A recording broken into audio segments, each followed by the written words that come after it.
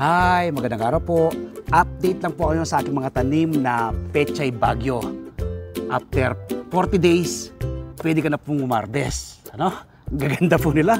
Ang lulusog. Kita niyo po. Alaga naman, oh. Ayan po. Grabe, oh. So, sa mga nagtatanong po, kung saan kayo makakabili ng seeds. Ako, bumibili po ako sa Ace Hardware, o kaya po sa SM Supermarket, sa Puwais, o kaya po sa mga plant nursery. Ang maganda pong lupa na gamitin sa pagtatanim ng pechay bagyo ay buwagag na lupa, no? Tapos 60% buwagag na lupa, 20% vermicast, another 20% ay coco peat, no? Habang lumalaki yung halaman ay magdadagdag po kayo ng vermicast. Maganda po sa pechay bagyo, tinatanim siya, ipunla nyo po muna, no?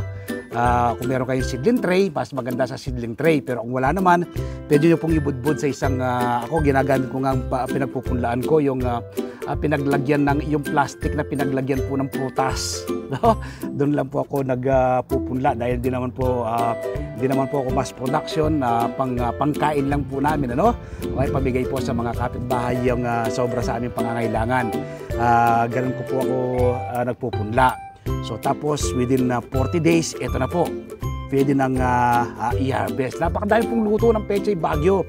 Pwede po yung igisa, no? Pwede po yung saog sa nilaga. Pwede pong i-ano po yan, no? Gawing kimchi, no? So ito po ngayon ay harvest ako. Gagawa ko ng kimchi. So tingnan po natin, napakalulusog at kaganda ng ating mga tanim na pechay bagyo sa mga bote ng mineral water. So yan po yung ina-harvest siya, itong gitnang to, no? Yan. Yung pong gitnang yan, no? Yung gitnang yan. Yan. Yan po, lulusog po nila, no? Ikutan natin dito. Yan. Yan po. Gaganda.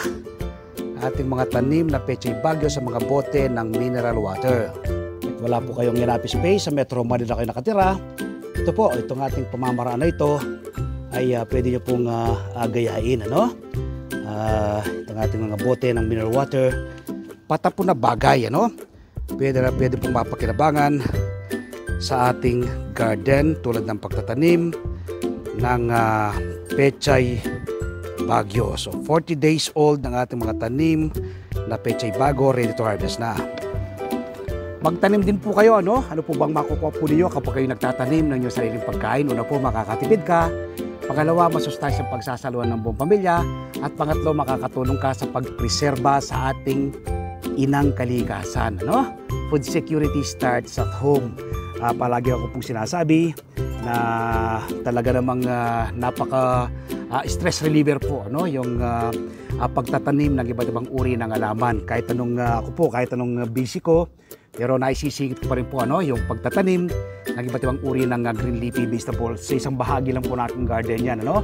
Marami pa po akong tanim dyan na iba't ibang uri ng green leafy vegetables at mga fruit bearing trees.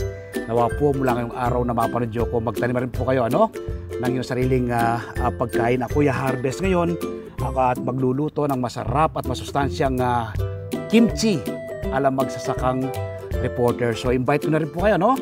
This coming Sunday, mapapanood po ninyo yung aking TV show na Masaganang Buhay sa 1PH Signal TV, Channel 1 ng TV5.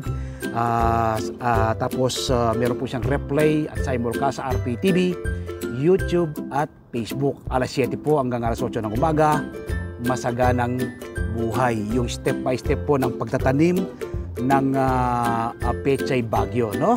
Tapos ang pagluluto rin po ng masarap at masustansyang kimchi, kaya huwag niyo pong kaligtaan, ano?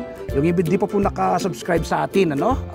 Mag-subscribe po kayo nang sa ganoon ay makapag-share po ako sa inyo ng mga knowledge sa agrikultura, ano? Gabay sa agrikultura, pagtatanim ng iba't ibang uri ng halaman sa pagitan po ng organikong pamamaraan.